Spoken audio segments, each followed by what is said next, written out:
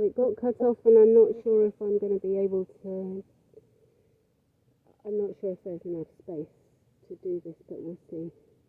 So I was talking about Manstor and saying if I can't get them all to be friends together, then my plan B is that I would put him maybe in this enclosure here. And yes, it needs tidying up and stuff, but it's beautiful. It's got a lot of shade and grass, and it's got everything really. So my idea is that I would put him in here with some females, and they would be his females, and then the other two couldn't get to him, and he'd be happy. That's my idea. And I want to get my girls back. I don't know how, and right now, of course, I don't even know what's going to happen to me, because I told all that story in the update, so I'm not going to repeat it, but I really want my girls back. I'm going to show you the other side of the enclosure so you can see. So it's past here. You see how big this is, this cage, because I put two together. Let's see. So I put two together, and there he is. And this is the other part of the enclosure. And you see, look, this is very opportune. You see there's a cat there on the other side of the fence. There's another two over there. I don't know if you can see them. There's this abandoned property here, you see? And there's a whole colony of cats that live there. And one of them is Bill Sykes, the father of these two grey and white kittens that hang around in my place. So, you know, they have a place to go. Their father lives here, basically. And I just think that, you know, there are others who feed cats and look after cats and all of that. And there's a whole community of them here. But I don't think it would be so terrible if I sectioned off my garden and said, okay, this is a safe place for birds, you know. Anyway, that's my idea. And you see, this is all very overgrown, but it's really quite big. It's really quite nice, you know. It wouldn't. I don't think it would feel to them like they're in a cage at all. Obviously, it wouldn't be as big as like the whole rest of my garden, but you know, it's a decent size here. I'm not very good at, you know, telling like distances and stuff, measurements. I'm not very good, but as you see, and they're safe. It's all enclosed. I need to fix the fences because some of them are broken, and obviously I need to tidy up a bit more here. But you know, chickens actually very much like wild spaces. I learnt that with when Snow and Prince were on their own, they would find these where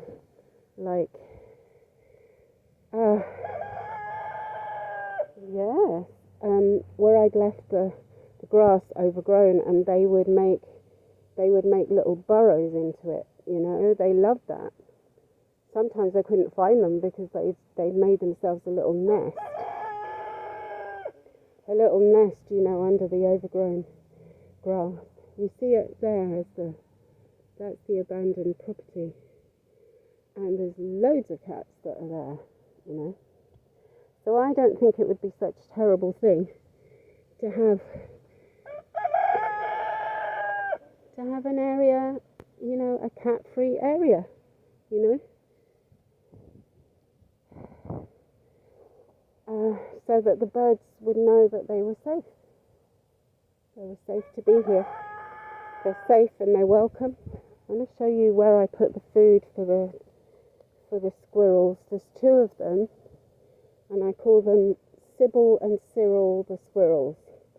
So up here is a natural little shelf, and I put, you know, nuts and whatever. But as I say, I don't do it every day because I don't want to cause a dependency.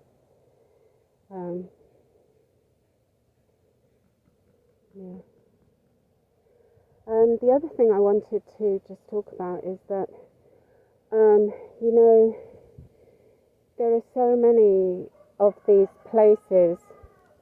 There are so many of these places with where hens just literally spend their whole lives just in these tiny cages. Some of them, oh, they've started again, and it started raining again. Just laying eggs and just not living, just not doing anything. And I don't know if I'll be able to do this, but I want to. Look, I want to at least, even now that I don't have anything, if I could just save one of those chickens, just one, give them a home where they could just run around and be safe and free. And, rehabilitate them. It's something I just feel so strongly about after seeing those videos from the animal rights people. Oh goodness, it's really, really horrific. I'm not even going to describe it. But you should go and watch. Really, everyone should know. If you're going to eat animals, you need to know how they're being killed. And it's horrible. As I told you, even the video of the most humane, kindest way was too much for me, all right? And that made my decision to be vegetarian. But, in these factory farms, it's just horrific. I mean, as I say, I'm not going to describe it. I'm just not. But it's not humane, and there's not even any law to say that they have to be humane. These animals have no protection at all right? And listen, I want to talk about chickens because, look, here's my little Junior, who's a crazy little boy. He's crazy, he is. He makes me laugh. He can be pretty crazy. But he can do the cutest things sometimes. He really can do the cutest things. Like, for example, the other day, we have a ritual that we do at bedtime, okay, where I play music and I say it's the music for the babies and it's their bedtime music, and I put them in their little boxes for bed, and I leave the music and that helps them sleep, okay? And the music that I put is, I don't know if you know this guy, Vinnie March, is that his name? Oh, he's got the most beautiful angelic voice. And look, I tried all different kinds of music, and the one they love the best is Vinnie March, Scarborough Fair, okay? So I put that every single night. Yes, Prince, yes. Every single night I put Vinnie March, Scarborough Fair, and they listen to that. But the other day, Junior, who's over there now, he did something very cute. He came into the house, and the door was a bit ajar, and he just walked in and put himself in his bed. And I figured out what he wanted was to do a role play, okay? He wanted to play a game, like, oh, Mummy, let's play that it's bedtime. So I said, oh, you want the music for the babies? And he did this kind of giggly noise that they do. Chickens, when they're kind of happy, they have this high-pitched kind of giggly noise. I'm going to have to film them doing it so you can hear it, but that's how you know when they're happy. And so he was in his bed box, giggling, and I put the music on, and that made him giggle even more. And then Prince came to join the game, all right, and even Mansfield, who was then not in the enclosure, but he was walking around. He even came and put his head in to see what we were doing, and it was so adorable. And we just did this role play, and then I took them out of the bed and put them back outside, and he just wanted to play a game, all right? They can be incredible, They have feelings like humans. They can be very jealous. I mean, a lot of the reason sometimes when Prince is getting, aggressive like that is because, maybe I spent some time with Mansour and he's jealous. It's that kind of thing. they can also be very, very kind. One of my hens, she's the one I call Penguin. I love Penguin. I think actually she's my favourite. You're not supposed to have favourites, but Penguin is my favourite. She did something amazing. One of the other hens, called Domino, was in a lot of pain because Manstor and the other two, the black one, Toothless, and Prince, were all jumping on her a bit too often, and especially Manstor, he's very heavy and he has very sharp claws, and the whole of her back had lost the feathers and she was bleeding. She was really, really, that traumatized her a lot.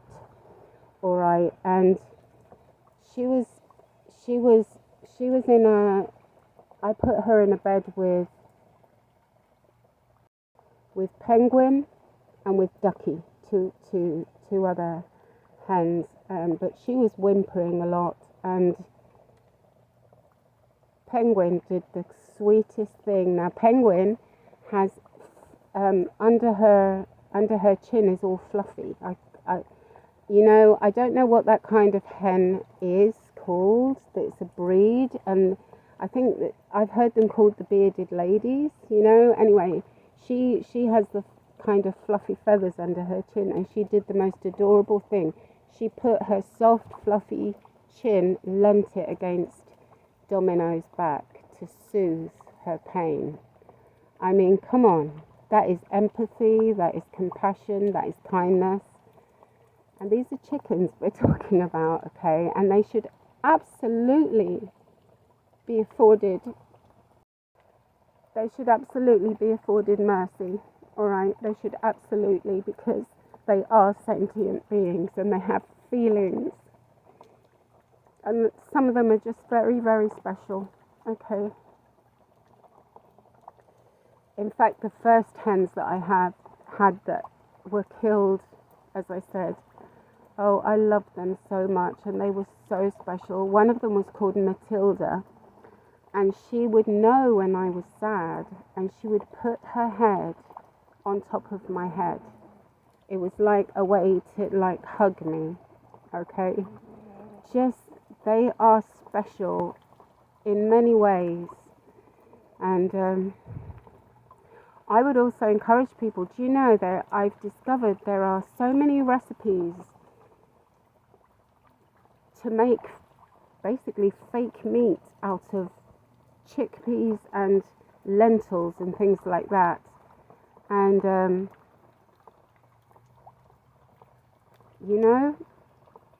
it tastes good. I don't think we need to eat meat. I really don't think so, and I think that we should be moving towards a time where we just don't do that anymore. Doesn't it say in the Bible that the lion and the lamb will lay down together or something? Well, if we're moving towards that time, let's start. That's my point of view. Let's just start doing that. I think I've waffled on a bit too much, but I just really, the main point of this, I wanted to talk about the animals and the distinction that I feel is relevant between animals that are wild and animals that are domestic, but also that there should be a choice. Now, of course, my chickens do not have a choice. They're mine, and I hatched them. But that's kind of different, because I did hatch them and I raised them from when they're babies and everything. I'm going to end that there on this beautiful rainy day. Look, that's abundance, you see? Now I've got some more water.